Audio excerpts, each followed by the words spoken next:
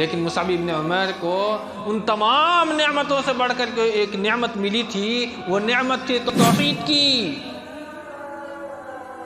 مصعب بن عمیر کی سیرت خصوصاً نوجوانوں کے لیے ایک عبرت کا سامان ہے، جن کی پوری زندگی آئینوں کے سامنے گزر جاتی ہے اپنے آپ کو بنانے میں اور اپنے آپ کو سنوارنے میں، کتنا بہترین لکس کا استعمال کرنا ہے، کون سے چشمے پہننے ہیں، کون سا کپڑا پہننا ہے، کون سا جوتا پہننا ہے، چاہے اس کے استعمال میں توحید کہیں اور چلی جائے گی لیکن اپنا جو وجود ہے وہ خطرے میں نہیں پڑنا چاہیے۔ خصوصاً ایسے نوجوانوں کو مصعب بن عمیر کی رضی اللہ تعالیٰ عنہ کی سیرت سے سبق حاصل کرنے کی ضرورت ہے۔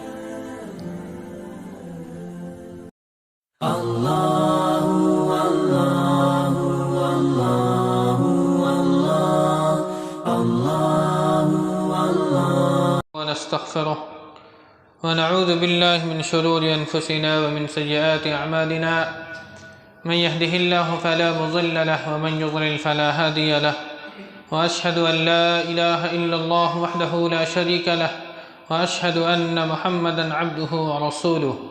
أما بعد فإن خير الحديث كتاب الله، وخير الهدي هدي محمد صلى الله عليه وسلم، وشر الأمور محدثاتها وكل محدثة بدعة وكل بدعة ضلالة وكل ضلالة في النار.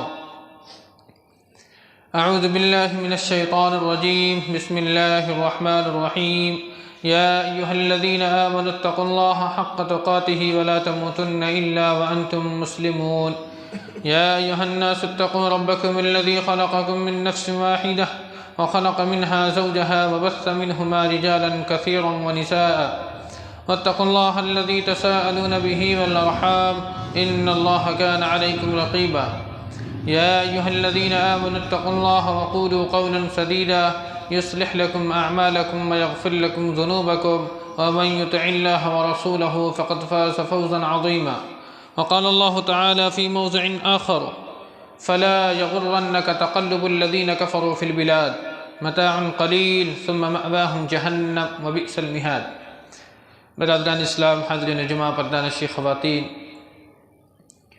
تمام قسم کی تعریفات، بڑائی، کبریائی اللہ وحدہ لا شریک کے لیے لائق و زیبا ہے، جس نے ہمیں آپ کی سروے زمین پر پیدا فرمایا اور ہماری رشد و ہدایت کے لیے بے شمار انبیاء کرام علیہم الصلاۃ والسلام کا سلسلہ اس دار فانی میں جاری و ساری فرمایا۔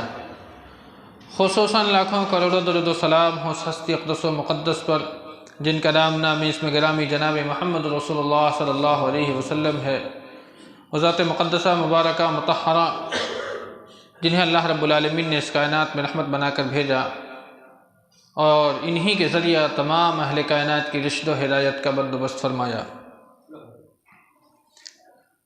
محترم حاضرین جمعہ، خطبہ مسنونہ کے بعد دو آیت کریمہ سورہ آل عمران کی پڑھی گئی۔ اس آیت کریمہ میں اللہ رب العالمین نے مومنین کی طرف اشارہ فرمایا ہے کہ کافرین کا چلنا پھرنا،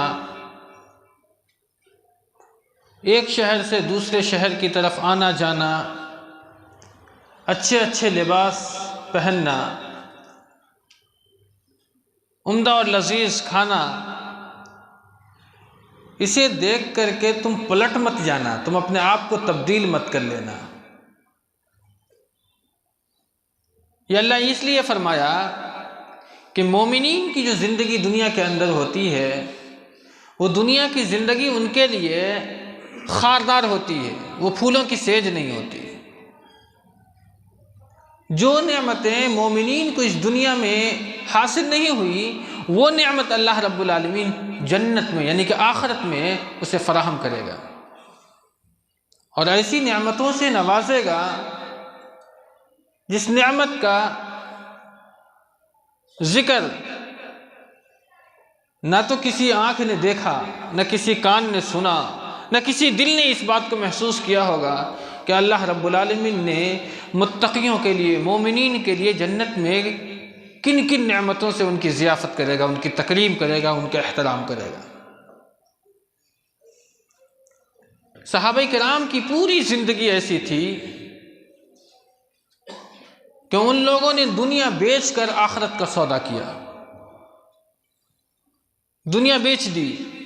دنیا میں جتنی بھی آسائشیں، زیبائشیں انہیں اللہ رب العالمین کی طرف سے عطا کی گئی تھی، انہیں ٹھکرایا ان لوگوں نے، اور ٹوٹی پھوٹی چپلیں پہن کر کے اور پھٹے پرانے لباس کو پہن کر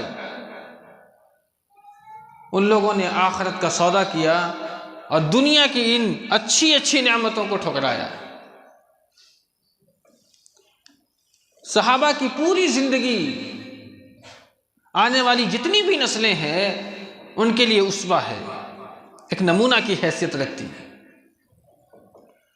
چونکہ اللہ کے رسول صلی اللہ علیہ وسلم کے یہ جانثار ساتھی نبی صلی اللہ علیہ وسلم کا قدم در قدم، دامے درمے سخنے جس طریقے کے حالات رہے ہوں، ان لوگوں نے اللہ کے رسول صلی اللہ علیہ وسلم کی معاونت کرنے سے ایک قدم بھی پیچھے نہیں ہٹائے۔ انہی تمام صحابہ میں سے آج پھر اس خطبہ جمعہ میں ایک صحابی کا ذکر کروں گا، ان کی سیرت پر کچھ روشنی ڈالنے کا ارادہ ہے، جس کا نام مصعب، کنیت ابو محمد، والد کا نام عمیر، والدہ کا نام حناس بنت عبد المالک، اور مصعب ابن عمیر کا پیشہ واعظ، داعی کا۔ پوری زندگی انہوں نے دعوت توحید کو قبول کرنے کے بعد کوئی کام نہیں اختیار کیا، ایک ہی مشغلہ تھا ان کا، لوگوں کو اللہ کی طرف بلانا، لوگوں کو امر بالمعروف کا حکم دینا، نواہیات سے بچانا، منکرات کے راستے پر اگر جو چل رہا ہے اسے اس راستے سے بچا کر کے اوامر پر لا کھڑا کرنا، یہ کام تھا مصعب ابن عمیر کا۔ تو اسی لیے پیشہ داعی کا، واعظ کا، خطیب کا۔ مصعب ابن عمیر رضی اللہ تعالی عنہ یہ اس وقت ایمان لائے تھے جس وقت مکہ کے اندر میں ایمان لانا آگ کے انگاروں پر چلنے کے مترادف تھا۔ ایسے وقت میں ایمان لانا گویا کہ اپنی جان کا سودا کر دینا تھا، اس لیے کہ یہ مدینہ نہیں تھا کہ نفاق کی راہ پر چل کر کے کچھ زندگی گزارنے کا ایک موقع بھی مل سکتا تھا۔ مکہ میں ایمان لانا گویا کہ آپ نے اپنی زندگی کو داؤ پر لگا دیا ہے، کس راستے پر، کس مقام پر آپ کی موت آ کر کے آپ کو لبیک کہہ دے گی، آپ کو اس کا کوئی علم نہیں تھا۔ ایسے وقت میں جب محمد رسول اللہ صلی اللہ علیہ وسلم نے دعوت توحید کو مکہ میں بلند کیا، قولوا لا الہ الا اللہ تفلحوا کا جب اعلان کیا تھا اللہ کے رسول صلی اللہ علیہ وسلم نے، تو ایک نبی جس کو پوری زندگی یعنی کہ 40 سال تک جسے امین اور صادق کہہ کر کے پکارا گیا، پل بھر میں پورے مکہ کے آپ دشمن ہو گئے۔ آپ صلی اللہ علیہ وسلم کی دعوت و تبلیغ آہستہ آہستہ چلتی رہی۔ یہ دعوت مصعب ابن عمیر کے کانوں تک پہنچی، اللہ رب العالمین نے بالکل قلب سلیم عطا فرمایا تھا، ایک دم فطرت جو تھی ان کی بالکل سادی، اس لیے جیسے ہی توحید کی دعوت کانوں تک پہنچی، دل نے کہا قبول کر لو، یہ سودا بہتر ہے، اور جس زندگی میں تم اپنے آپ کو رکھے ہوئے ہو یہ سودا بہتر نہیں ہے، یہ زندگی بہتر نہیں ہے۔ دعوت ملتے ہی آپ کو معلوم تھا کہ میری ماں خصوصاً، ویسے تو پورا خاندان مصعب ابن عمیر کا اللہ کے رسول صلی اللہ علیہ وسلم کی دعوت سے اور خود نبی سے متنفر تھا، لیکن آپ کی والدہ کچھ زیادہ ہی سخت تھی، حناس بنت مالک، لیکن اس کے باوجود آپ نے رخت سفر باندھا۔ کہاں؟ اللہ کے رسول صلی اللہ علیہ وسلم پر جا کر کے آپ کی دعوت کو قبول کرنا۔ اس وقت آپ صلی اللہ علیہ وسلم ارقم ابن ابی ارقم رضی اللہ تعالیٰ عنہ کے گھر میں موجود تھے۔ آپ صلی اللہ علیہ وسلم مصعب ابن عمیر وہاں پہنچتے ہیں اور آپ کی دعوت پر لبیک کہتے ہیں۔ میں وہ قول نقل کر رہا ہوں جو اللہ کے نبی نے پوری زندگی نقل کیا ہے۔ وہ قول کیا ہے؟ یہ جو شخص ابھی گزرا یہاں سے، اس کا نام مصعب ابن عمیر ہے، یہ مکہ کا سب سے خوبصورت نوجوانوں میں سے، مکہ کا سب سے بہترین لباس پہننے والا انسان۔ تاریخ کے اندر یہ آتا ہے کہ حضرت مصعب ابن عمیر جو کرتا پہنتے تھے، جو کپڑا، وہ یمن سے بن کر کے آتا تھا۔ اور آپ صلی اللہ علیہ وسلم فرماتے ہیں دنیا کا سب سے لطیف خوشبو استعمال کرنے والا انسان اور دنیا کی سب سے مہنگی چپل پہننے والا انسان یہ گزر رہا ہے تمہارے سامنے سے۔ ان کی چپل حضرمی نامی ہوا کرتی تھی، اور وہ چپل مکہ کے عمرہ لوگ استعمال کیا کرتے تھے، لیکن وہ چپل بھی مصعب ابن عمیر روزمرہ کے لیے استعمال کرتے تھے، جبکہ مکہ کے عمرہ وہ چپل خاص مواقع پر استعمال کیا کرتے تھے۔ اللہ کے رسول نے ایک بار نہیں کئی بار یہ جملہ دہرایا صحابہ کے درمیان۔ بہرصورت مصعب ابن عمیر رضی اللہ تعالیٰ عنہ ایمان تو قبول کر لیا، لیکن ماں کا کردار دیکھا کہ نبی کے تعلق سے بہت ہی خطرناک ہے۔ ڈر کے مارے چھپ چھپ کر کے آپ نماز ادا کرتے رہے، جو بھی طریقہ اس وقت مکہ میں موجود تھا۔ آپ پہاڑوں میں جا کر کے، غاروں میں جا کر کے چھپ چھپا کر کے آپ نماز ادا کرتے رہے۔ کچھ دنوں تک یہ سلسلہ چلتا رہا۔ وقتاً فوقتاً آپ صلی اللہ علیہ وسلم سے ملاقات بھی کر لیا کرتے تھے، نبی کچھ ہدایات دیتے تھے، اس پر عمل کرنے لگ جاتے تھے۔ ایک دن آپ نماز پڑھ رہے تھے کہ ایک آدمی جس کا نام عثمان ابن ابی طلحہ بعد میں ایمان لائے رضی اللہ تعالیٰ عنہ، اس وقت تک وہ ایمان نہیں لائے تھے، جن کے خاندان میں آج بھی خانہ کعبہ کی چابی ہے، عثمان ابن ابی طلحہ رضی اللہ تعالیٰ عنہ۔ انہوں نے دیکھا مصعب ابن عمیر کو نماز پڑھ رہا ہے، نماز ادا کر رہا ہے، آ کر کے شکایت کی آپ کی والدہ سے کہ جس مصعب ابن عمیر کو آپ اتنے بڑے ناز و نعم سے پال رہے ہیں، اتنی اچھی خاطرداری، اتنا عمدہ پوشاک، اتنا بہترین خوراک آپ اسے فراہم کرتے ہیں، وہ آپ کا نہیں ہے۔ ماں پوچھتی ہے پھر کس کا ہے؟ ارے وہ محمد کے دین کو صلی اللہ علیہ وسلم قبول کر چکا ہے، میں نے اسے اپنی آنکھوں سے نماز ادا کرتے ہوئے دیکھا ہے۔ یہ سننا تھا کہ ماں آگ بگولا ہو گئی، آتا ہے تو خبر گیری کرتی ہے۔ مصعب ابن عمیر جب پہنچتے ہیں تو جو بھی آسائشیں، جو بھی زیبائشیں، جو بھی شے ان کی ماں نے انہیں فراہم کیا تھا پل بھر میں چھین لیتی ہے، پورے جسم کا کپڑا اتار لیتی ہے، ایک چادر چھوڑتی ہے، وہ بھی کہتی ہے کہ میں رحم کھا کر کے تمہارے اوپر میں ایک چادر بھی چھوڑ رہی ہوں، نہیں تو ننگا کر دیتی ہے اور قید و بند کی زندگی میں ڈال دیتی ہے۔ جو کھانا انہیں فراہم ہوا کرتا تھا سب چھین لیتی ہے، جو بھی نعمتیں اسلام سے قبل ان کی والدہ محترمہ نے انہیں عطا کیا تھا سب نعمتیں چھین لی۔ لیکن مصعب ابن عمیر کو ان تمام نعمتوں سے بڑھ کر کے ایک نعمت ملی تھی، وہ نعمت تھی توحید کی۔ مصعب ابن عمیر کی سیرت خصوصاً نوجوانوں کے لیے ایک عبرت کا سامان ہے، جن کی پوری زندگی آئینوں کے سامنے گزر جاتی ہے اور اپنے آپ کو بنانے میں اور اپنے آپ کو سنوارنے میں، کتنا بہترین لکس کا استعمال کرنا ہے، کون سے چشمے پہننے ہیں، کون سا کپڑا پہننا ہے، کون سا جوتا پہننا ہے، چاہے اس کے استعمال میں توحید کہیں اور چلی جائے گی، لیکن اپنا جو وجود ہے وہ خطرے میں نہیں پڑنا چاہیے۔ خصوصاً ایسے نوجوانوں کو مصعب ابن عمیر کی رضی اللہ تعالیٰ عنہ کی سیرت سے سبق حاصل کرنے کی ضرورت ہے، سبق حاصل کرنے کی۔ اس وقت ان کا کپڑا تقریباً 200 درہم کا، آج ہزاروں میں ہوتا ہے، اس زمانے میں پہنا کرتے تھے وہ 200 درہم کا۔ حضرت مصعب بن عمیر ان سے بھی زیادہ مالدار ہیں ہمارا نہیں ہے، لیکن انہوں نے کس بنیاد پر ان تمام نعمتوں کو ٹھکرا دیا؟ توحید کے لیے،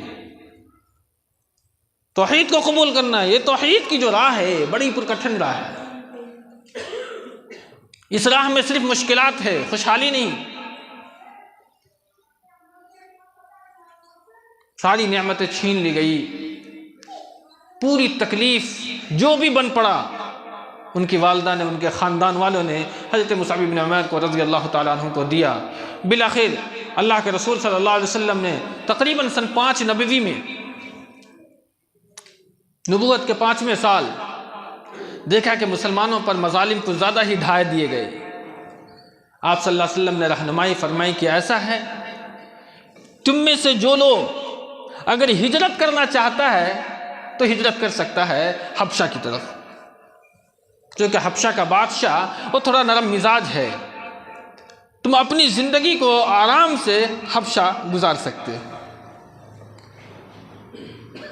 12 مرد اور 4 عورتوں پر مشتمل یہ قافلہ روانہ ہوا۔ اسی قافلے میں 2 نام، ایک نبی کی بیٹی اور ایک نبی کا داماد، یعنی کہ حضرت عثمان ابن عفان اور آپ کی بیٹی حضرت رقیہ رضی اللہ تعالی عنہ بھی اس سفر ہجرت میں حبشہ میں شامل تھے، اور جس میں ایک نام مصعب ابن عمیر کا تھا رضی اللہ تعالی عنہ۔ حبشہ پہنچتے ہیں، حالات بہتر ہیں مکہ سے بالمقابل، اچھے حالات ہیں، وقت گزر گیا، لیکن اچانک ایک دن خبر آئی کہ پورا مکہ ایمان لے آیا، اور مکہ کے اندر میں امن ہی امن ہے۔ مصعب بن عمیر نے سوچا کہ جب مکہ میں امن موجود ہے تو حبشہ لانے کی کیا ضرورت ہے؟ نبی کی صحبت سے بہتر صحبت کس کی ہو سکتی ہے؟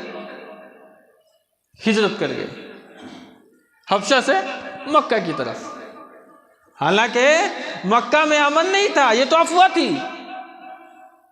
ہوا کچھ یوں تھا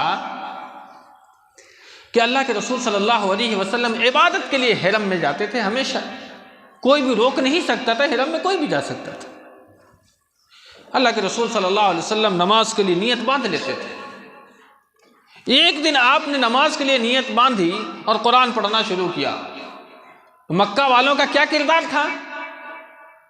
قرآن سننا نہیں ہے، لا تسمعوا لهذا القرآن، اس کے قرآن کو سنو مت، اور اگر مجبوری پڑ جائے تو والغوا فیہ لعلکم تغلبون، خوب شور و شغب کرنا، خوب شور مچانا، تاکہ اس کی آواز تمہارے کانوں تک نہ پہنچنے پائے۔ لیکن اللہ کے رسول صلی اللہ علیہ وسلم نماز میں مصروف ہوئے اور تلاوت شروع فرمائی۔ کون سی سورت؟ وَالنَّجْمِ إِذَا هَوَى مَا ضَلَّ صَاحِبُكُمْ وَمَا غَوَى وَمَا يَنْطِقُ عَنِ الْهَوَى إِنْ هُوَ إِلَّا وَحْيٌ يُوحَى، پوری سورت اللہ کے رسول نے تلاوت فرمائی۔ ہونا کیا؟ جتنے لوگ حرم میں موجود تھے سب نبی کے پیچھے ہو لیے، اور سب نے پیچھے پیچھے تلاوت شروع فرما دی۔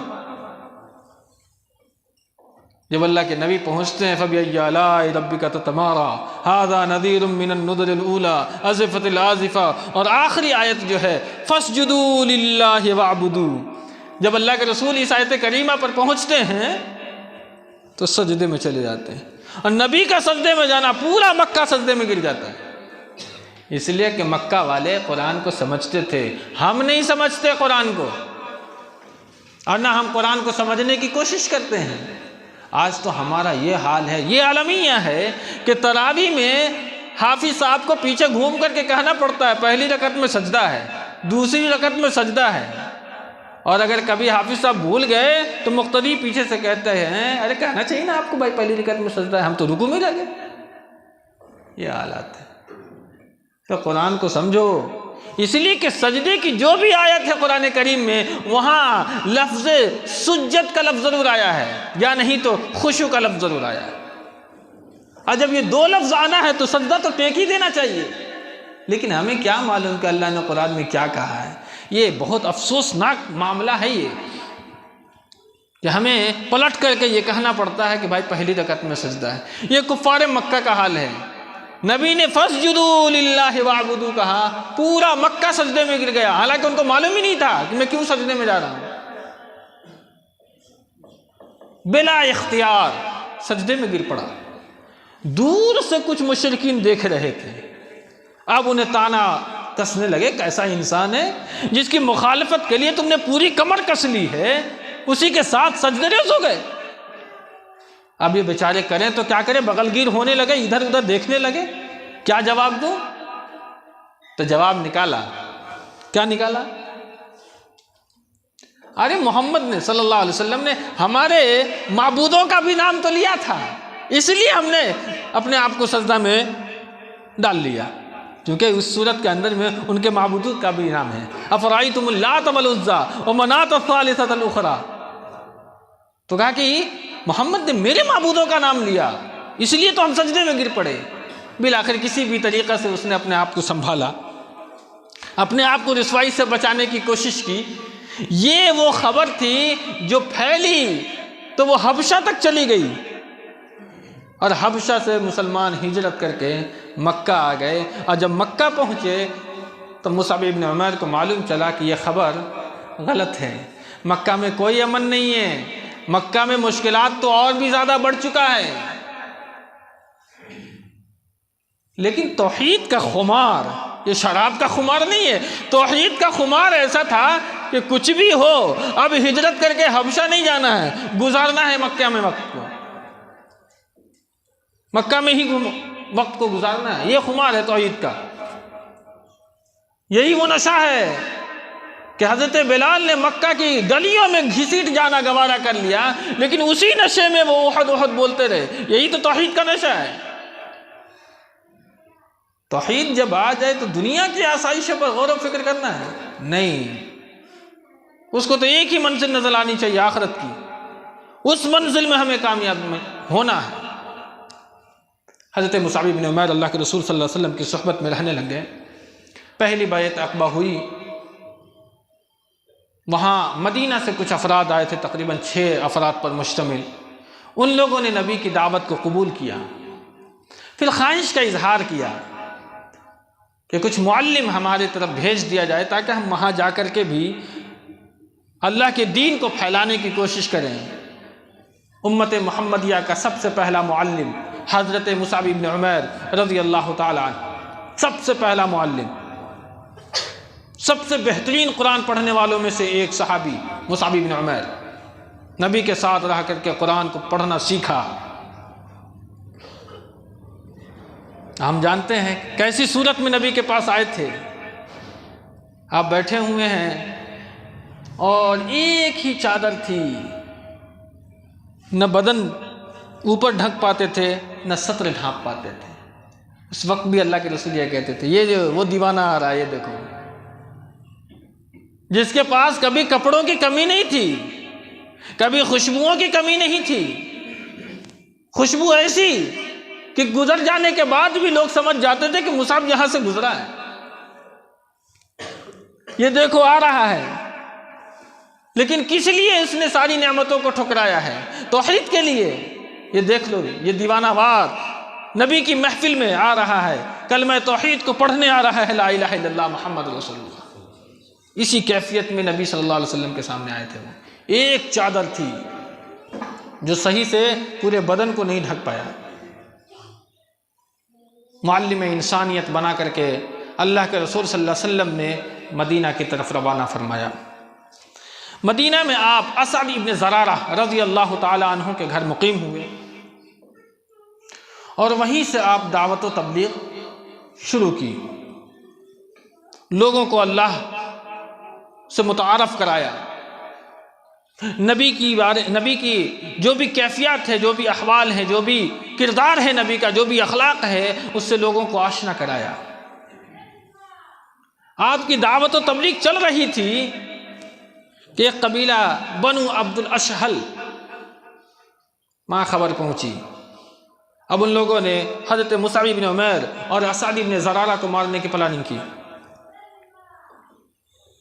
نمایاں نام سعد بن معاذ، اسید بن حضیر رضی اللہ تعالی عنہما، بعد میں ایمان لائے۔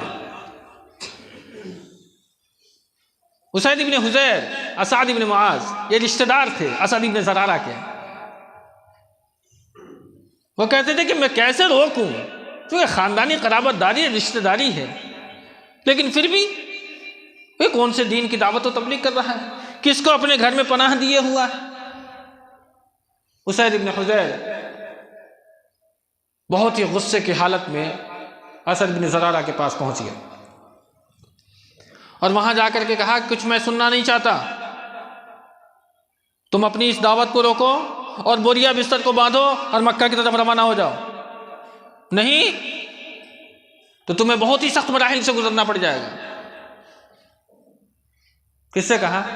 اسد بن زرارہ سے، کہ ان کو بھی کہہ دو اٹھائے یہاں سے بوریا بستر۔ بہت ہی پیارا لہجہ ہوتا ہے صحابہ کا، اتنی سخت کلامی کو اور ایک سخت لہجہ دیکھ کر کے بھی مسکراتے ہیں مصعب ابن عمیر۔ کہتے ہیں اسید ابن حضیر آپ بیٹھیں، کچھ دیر آپ ہماری بات کو سنیں، اگر آپ کو بات پسند آ جائے تو ٹھیک ہے، نہیں تو میں یہاں سے نکل جاؤں گا، آپ کو کوئی کچھ کرنے کی ضرورت نہیں ہے۔ کہا کہ ٹھیک ہے کوئی بات نہیں، سن لیتے ہیں۔ اسید ابن حضیر بیٹھ گئے، حضرت مصعب ابن عمیر نے رضی اللہ تعالیٰ عنہ نے اس طریقے سے قرآن کی تلاوت فرمائی اور آپ نے اللہ کی توحید سے اس طریقے سے متعارف کرایا، اسید ابن حضیر کھو چکے تھے ایک دم، پتہ نہیں کون سی گفتگو ہو رہی ہے۔ جب گفتگو ختم ہوئی تو اسید ابن حضیر کہتے ہیں کہیں جانے کی ضرورت نہیں ہے، یہیں رہیں، باقی مراحل کو ہم سنبھالتے ہیں۔ گئے تھے بہت ہی غصے میں، آئے تو بہت ہی نرم لہجہ ہوتا، ایمان کو قبول کیے ہوئے پہنچتے ہیں۔ سعد بن معاذ انتظار میں ہیں کہ کوئی کیا خبر لے کر کے آئے گا یہ اسید بن حضیر۔ وہاں دیکھتے ہیں کہ ارے گیا تو بہت غصے میں، آ رہا بہت ہنستے ہنستے۔ پوچھا کیا ہوا، کیا وہ ہونا کیا تھا؟ ہم بھی اسی صف میں شامل ہیں، ہم بھی اسی صف میں شامل ہیں جس صف کو ہم نکالنے کے لیے گئے تھے۔ قصہ مختصر، آپ نے کہا سعد بن معاذ کو تم بھی جاؤ ملاقات کرو، سنو کیا کہہ رہا ہے۔ سعد بن معاذ پہنچتے ہیں، انہیں بھی مصعب ابن عمیر کہتے ہیں تھوڑی دیر میری گفتگو سن لو، ان کو بھی گفتگو سناتے ہیں، وہ بھی اسلام میں داخل ہو جاتے ہیں۔ کہیں جانے کی ضرورت نہیں، اسلام میں ایسی چاشنی اللہ نے رکھی ہے کہ کوئی بھی منافرت کی کوشش نہیں ہے، لیکن دل یہاں سلیم ہونا چاہیے، فطرت سلیم ہونی چاہیے، تب اس فطرت پر جو توحید کی دعوت آتی ہے تو پھر کوئی چیز نظر نہیں آتی۔ قبیلہ بنو عبد الاشہل جو تھا وہ بہت ہی پروپیگنڈا کرنا شروع کیا، لیکن بالآخر جب حضرت سعد بن معاذ اپنے قبیلے کے بڑے عہدے اور منصب والے آدمی تھے، ان کی ایک عزت تھی، اہمیت تھی، پورا قبیلہ اسلام میں داخل ہوا۔ بیعت عقبہ ثانیہ جب ہوئی تو حضرت مصعب بن عمیر رضی اللہ تعالیٰ عنہ 75 آدمیوں پر مشتمل جماعت لے کر کے مکہ پہنچتے ہیں۔ گئے تو صرف 6 لوگ تھے، آئے کتنے؟ 75 لوگ، 75۔ اللہ کے رسول صلی اللہ علیہ وسلم نے دیکھا تو خوب حشاشت بشاش، بہت خوش ہوئے۔ اللہ کے رسول صلی اللہ علیہ وسلم کتنا بہترین معلم مصعب بن عمیر کی شکل میں ملا تھا محمد رسول اللہ صلی اللہ علیہ وسلم۔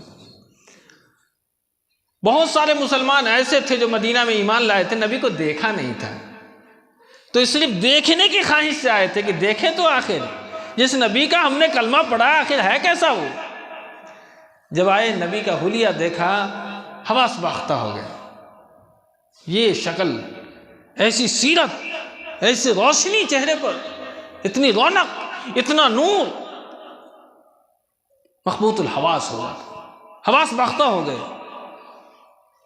اس کے بعد نبی پر فوراً یہاں رہنے کی ضرورت نہیں ہے، چلیں مدینہ، اور آپ کے لیے جو بھی طریقہ اختیار کیا ہوگا آپ کی حفاظت کے لیے ہم کریں گے، آپ یہاں سے چلیں، مکہ چھوڑیں اور ہجرت کریں مدینہ کے لیے۔ اللہ کے رسول صلی اللہ علیہ وسلم نے دلاسا دیا کوئی بات نہیں ہے، پہنچیں گے مدینہ انشاءاللہ۔ ادھر ماں کو معلوم ہو گیا مصعب ابن عمیر کی کہ مصعب مکہ آیا۔ ماں چاہے جس حال میں ہو، محبت امڑی، خبر بھیجا بلاؤ اس کو۔ مصعب بن عمیر گئے ماں سے ملاقات کے لیے، کہا تمہیں شرم نہیں آتی؟ اتنے ناز و نعم سے تمہیں میں نے پالا، دنیا کی ہر خوشی فراہم کی تمہیں، لیکن تم اتنے دنوں کے بعد بھی مکہ پہنچا تو سب سے پہلے تم محمد کے پاس گیا صلی اللہ علیہ وسلم، تمہیں تو سب سے پہلے اپنی ماں کے پاس آنا چاہیے تھا۔ کہا نہیں، سب سے پہلے مجھے تو اسی کی شکل دیکھنی تھی۔ کس کی؟ محمد رسول اللہ صلی اللہ علیہ وسلم کی۔ بعد میں آپ نے بلایا تو میں آ گیا، نہیں تو اسلام سے بہتر چہرہ کسی کا نہیں ہوتا۔ بالآخر ماں نے اپنا ایموشنل بلیک میلنگ شروع کیا، میں نے تمہیں یہ کیا، میں نے تمہیں وہ کیا، اتنی نعمتوں سے نوازا، اتنا یہ کیا، یعنی جو بھی ماں کو بہلانے کا پھسلانے کا طریقہ آتا ہے وہ کیا۔ مصعب بن عمیر وہاں پگھل نہیں گئے، آپ نے فرمایا میری والدہ بہت اچھا دین ہے، ایک بار داخل ہو کر کے دیکھو، بہت اچھی خوشبو آتی ہے یہاں سے۔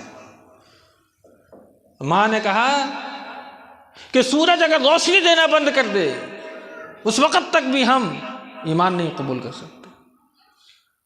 مصعب بن عمیر نے کہا کہ اے میری ماں، اگر تو کفر میں اتنی پکی ہے تو تو سمجھ لے کہ مصعب بن عمیر توحید میں کتنا پکا ہوگا۔ پھر مصعب بن عمیر کبھی بھی اسلام کے دامن کو اپنے ہاتھ سے چھوڑنے والا نہیں ہے۔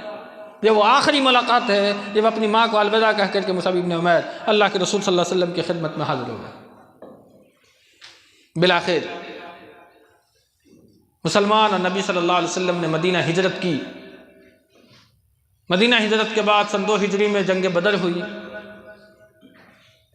کفر اور اسلام کی لڑائی، اس میں علم بردار بن کر کے مصعب بن عمیر میدان جنگ کے اندر میں کھڑے تھے۔ اسلام کا جھنڈا یہ ہر انسان کے ہاتھوں میں نہیں ہوتا، اسلام کا جھنڈا اسے دیا جاتا ہے جو اسلام سے سب سے زیادہ محبت کرنے والا ہو اور اسلام پر اپنی جان نچھاور کر دینے والا ہو، ایسے لوگوں کے ہاتھ میں اسلام کا جھنڈا دیا جاتا ہے۔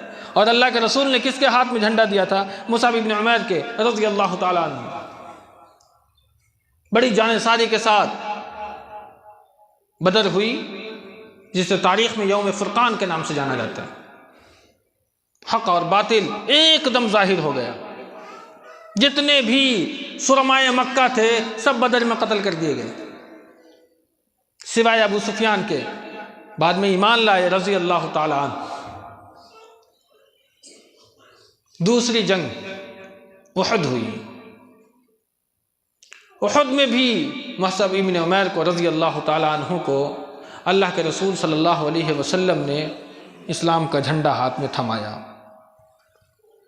یہ وہ واقعہ ہے جو انسان کے کلیجہ کو دہلا دیتا ہے۔ ایسے ان کی زندگی میں اور بھی کئی واقعات ہوئے، لیکن احد میں جو واقعہ پیش آیا، ابتدائی حالت میں اللہ رب العالمین نے مسلمانوں کو فتح سے ہمکنار فرمایا۔ ہم ابھی احد کی پوری تفصیل درس قرآن میں سنائے ہیں، لیکن امیر کی نافرمانی کے عوض اللہ رب العالمین نے مسلمانوں کی اس فتح کو شکست میں تبدیل کر دیا، اور مسلمان کو خالد ابن ولید اور ان کے لشکر نے روندنا شروع کر دیا۔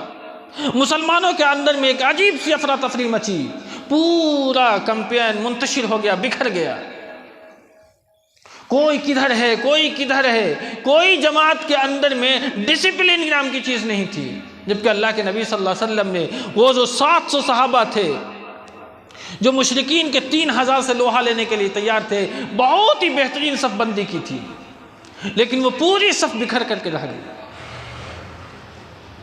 اسی اسنا میں ایک خبر آتی ہے کہ محمد رسول اللہ صلی اللہ علیہ وسلم کا قتل کر دیا گیا، نعوذ باللہ من ذالک۔ جب یہ خبر پھیلتی ہے احد کے میدان میں تو صحابہ میں سناٹا چھا جاتا ہے۔ عمر جیسا بے باک انسان اور مضبوط دل والا آدمی، ان کے ہاتھ سے تلوار چھوٹ جاتی ہے، لگتا ہے کہ ہاتھ میں جان ہی نہیں ہے۔ جب یہ خبر پہنچتی ہے حضرت عمر بن خطاب رضی اللہ تعالیٰ عنہ کے کانوں میں، اس وقت وہ بول پڑتے ہیں کس کے لیے لڑوں؟ جس کے لیے لڑ رہا تھا وہ اس دنیا سے چلا گیا، لیکن ایک جماعت تھی، اور وہ جماعت تھی مصعب بن عمیر کی رضی اللہ تعالی عنہ۔ انہوں نے کہا نہیں، جس دین کی سربلندی کے لیے محمد صلی اللہ علیہ وسلم نے اپنی جان نچھاور کی ہے، ہم بھی اس میدان میں اسی دین کی سربلندی کے لیے اپنے آپ کو قربان کر لیں گے۔ اور اس میں ایک نام تھا انس ابن زرار رضی اللہ تعالیٰ عنہ، وہ بھی آپ کے ساتھ شامل ہوئے، اور آپ نے تلوار اٹھائی، میدان کی طرف نکل پڑے۔ جب راستے میں جا رہے ہیں تو ابوبکر صدیق نظر آ گئے رضی اللہ تعالیٰ عنہ۔ انہوں نے فرمایا اے صحابہ کی جماعت، اس وادی سے مجھے جنت کی خوشبو آ رہی ہے۔ یہ ابوبکر صدیق کا فرمان ہے، اور آپ بھی اس میں شامل ہوئے۔ اللہ کے رسول صلی اللہ علیہ وسلم، ایک تاریخ میں یہ آتا ہے کہ ایک شہسوار تھا مشرکین کا، ابن قمیہ، اس نے محمد صلی اللہ علیہ وسلم کو جیسے ہی دیکھا تو آپ پر حملہ آور ہوا، لیکن اللہ کے نبی صلی اللہ علیہ وسلم کو مصعب بن عمیر نے دیکھ لیا تو آپ نے اپنے سینہ کو سامنے کیا نبی کو بچانے کے لیے، اور آپ صلی اللہ علیہ وسلم کو بچانے کے ساتھ ابن قمیہ کا جو وار ہے وہ آپ کے داہنے ہاتھ پر لگا، یہ ہاتھ کٹ کر کے زمین پر گر گیا۔ ہم میں سے کوئی ہے جو اسلام کتاب لاتے ہوئے میدان کے اندر میں اسلام کی سربلندی کے لیے ایک انگلی بھی کٹ جائے پھر بھی اس جگہ کھڑے رہ کر کے ہم اسلام کا دفاع کریں گے؟ ایسا ایمان صحابہ کو چنا تھا، اللہ رب العالمین نے چنا تھا۔ ایک ہاتھ کٹ کر زمین پر گر گیا، لیکن جھنڈا گرنے نہیں دیا مصعب بن عمیر نے، جھنڈا نہیں گرنے دیا۔ فوراً انہوں نے اپنے دونوں ہاتھ یعنی دوسرے ہاتھ بائیں ہاتھ سے اسلام کے جھنڈا کو پکڑ لیا۔ ابن قمیہ نے دوسرا وار کیا، یہ ہاتھ بھی گر گیا، لیکن اسلام کے جھنڈا کو نہیں گرنے دیا۔ کمال کی بات ہے، اپنے سینے سے یوں چمٹا لیا، جھنڈے کو گرنے نہیں دیا انہوں نے۔ تیسرا وار جو ابن قمیہ نے آپ کے پیٹ کو چاک کر دیا، اور وہ جو تلوار کی نوک ہوتی ہے وہ آپ کے سینے میں چبھ گئی، اور وہ آخری وار ہے جس وار کی تاب نہ لاتے ہوئے اسلام کا یہ سپاہی، اسلام کا یہ معلم حضرت مصعب بن عمیر رضی اللہ تعالیٰ عنہ اس دار فانی کو الوداع کہہ دیا۔ لیکن اسلام کا جھنڈا گرا نہیں، کس نے پکڑا؟ آپ کے بھائی نے، ابو الروم ابن عمیر نے رضی اللہ تعالیٰ عنہ، جھنڈا گرنے نہیں دیا۔ جب بھائی کو دیکھا اگر پیٹ چاک ہو چکا ہے، جھنڈا کو ابو الروم نے لے کر کے جھنڈا اٹھا لیا میدان احد میں۔ جھنڈا کی بڑی اہمیت ہے، جھنڈا گرنے نہیں دیا۔ اور کس نے؟ خود ان کے بھائی نے، مصعب بن عمیر کے بھائی ابو الروم ابن عمیر نے رضی اللہ تعالیٰ عنہ۔ اور مصعب بن عمیر اپنی آخری سانس اسی وار میں لی۔ جب مشرکین لڑ کر کے جب جنگ ختم ہو گئی، جب یہ لوگ واپس پلٹ گئے، تو اللہ کے رسول صلی اللہ علیہ وسلم اپنے زخمی صحابہ کا جائزہ لینے کے لیے میدان میں جب پہنچتے ہیں تو یکے بعد دیگرے گزرتے جاتے ہیں، لاسٹ میں وہی جانثار ساتھی ملتا ہے۔ کون؟ مصعب بن عمیر۔ ایک ہاتھ ادھر پڑا ہوا، دوسرا ہاتھ ادھر پڑا ہوا، پیٹ میں چاقو لگا ہوا ہے، وہ نیزہ لگا ہوا ہے۔ اللہ کے رسول صلی اللہ علیہ وسلم تھم جاتے ہیں۔ ایسے لگتا ہے کہ ایسے کھڑے تھے اللہ کے رسول کہ اگر پرندہ بھی آپ کے چہرے پر اگر بیٹھ جائے تو نبی میں کوئی حرکت پیدا نہ ہو، اس طریقے سے سناٹا طاری ہو گیا تھا۔ مصعب بن عمیر کو دیکھ کر کے صرف ایک پھٹا لباس، ایک چادر جو آپ کے جسم پر پڑی ہوئی تھی۔ اللہ کے رسول صلی اللہ علیہ وسلم نے فرمایا، اس وقت بھی یہ جملہ ہے، وہ آخری جملہ اللہ کے رسول کا، کہ یہ وہ انسان ہے، یہ وہ شخص ہے مصعب بن عمیر جس کی خوشبو سے مکہ معطر ہوتا تھا، جس کے لباس کو دیکھ کر کے پورا مکہ عش کرتا تھا، جس کے خوراک کو دیکھ کر کے پورا مکہ کھانے کو ترس جاتا تھا۔ آج یہ اسلام کے لیے ایک چادر میں پڑا ہوا ہے جو صحیح سے بھی اس کے تن کو نہیں ڈھک سکتے. یعنی اسلام کے لیے اتنی جانیں ساری میں نے نہیں دیکھی. اگر آپ تاریخ پڑھیں تو یہ میرا جملہ ہے، نبی کا نہیں. اور اللہ کے رسول نے اس وقت صحابہ سے کہا تھا، اے میرے صحابہ، مصعب ابن عمیر کے لیے ہمیشہ سلامتی بھیجنا، ہمیشہ. اگر تم اس کے اوپر میں سلام بھیجو گے تو اللہ رب العالمین اس سلام کو مصعب ابن عمیر تک پہنچائے گا. یہ طبقات ابن سعد کی یہ روایت موجود ہے. یعنی سلام درود نبی پر ہی نہیں، مصعب ابن عمیر پر بھی بھیجنے کی تاکید اللہ کے رسول صلی اللہ علیہ وسلم نے کی ہے.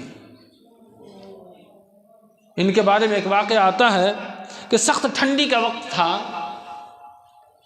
حضرت علی فرماتے ہیں کہ میرے تن پر بھی وہ لباس موجود نہیں تھا، لیکن پھر بھی ضرورت تھی، اللہ کے رسول کے پاس جانا ہے.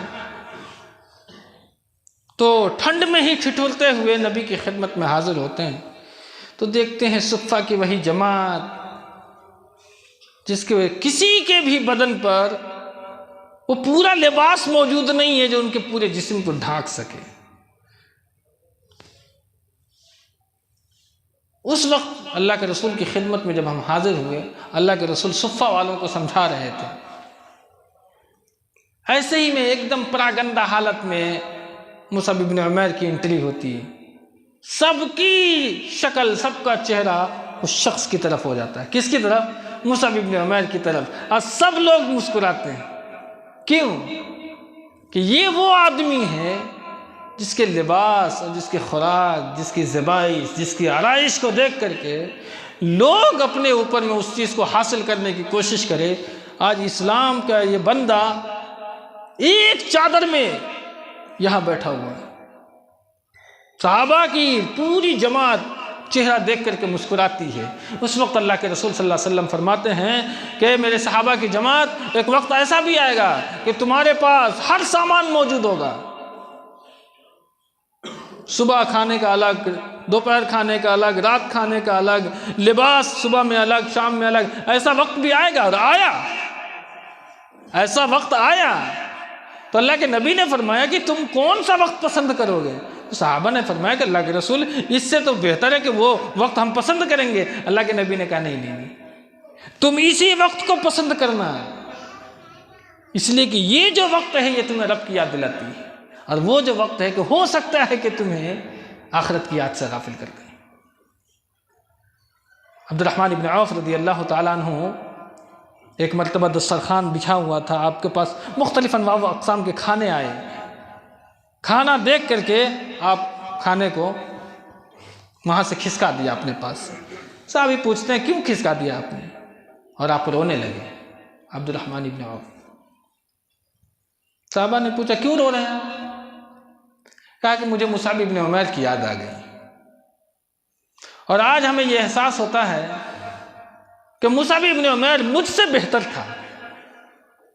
کون فرما رہا؟ عبد الرحمن ابن عوف، عشرہ مبشرہ، جن 10 لوگوں کو اللہ کے رسول نے اس دنیا میں جنت کی بشارت دی ہے، وہ عبد الرحمن بن عوف یہ کہتے ہوئے نظر آ رہے ہیں کہ مصعب ابن عمیر مجھ سے بہت بہتر تھا، اس لیے کہ انہوں نے دنیا بیچ کر کے آخرت کو خرید لیا. میں تو یہ سمجھتا ہوں کہ کہیں اللہ رب العالمین نے یہ نعمتیں ہمیں اسی دنیا میں تو نہیں دے دی، آخرت میں کیا ملے نہ ملے. یہ ہے تقوی شعار صحابہ کی. بالآخر مصعب ابن عمیر رضی اللہ تعالیٰ عنہ شہید کر دیے گئے، اور آپ کی تجہیز و تکفین کے لیے اسی چادر میں آپ کو لپیٹا گیا. سر ڈھانپتے تو پاؤں کھل جاتا، پاؤں ڈھانکتا تو سر کھل جاتا. اللہ کے رسول کو صحابہ نے بتلایا کہ اللہ کے رسول پورے جسم کو ڈھانکنے والی یہ چادر نہیں ہے. صحابہ نے پورے میں تلاش کیا، شاید کوئی دوسرا کپڑا مل جائے. آئے خاک ساری کیا، کسی کے پاس کپڑا نہیں. اللہ کے رسول نے بالآخر فرمایا سر کو ڈھانپ دو اور پاؤں پر گھاس، اسخر نامی گھاس ہے وہ ڈال دو، جو خوشبودار گھاس ہوتی ہے.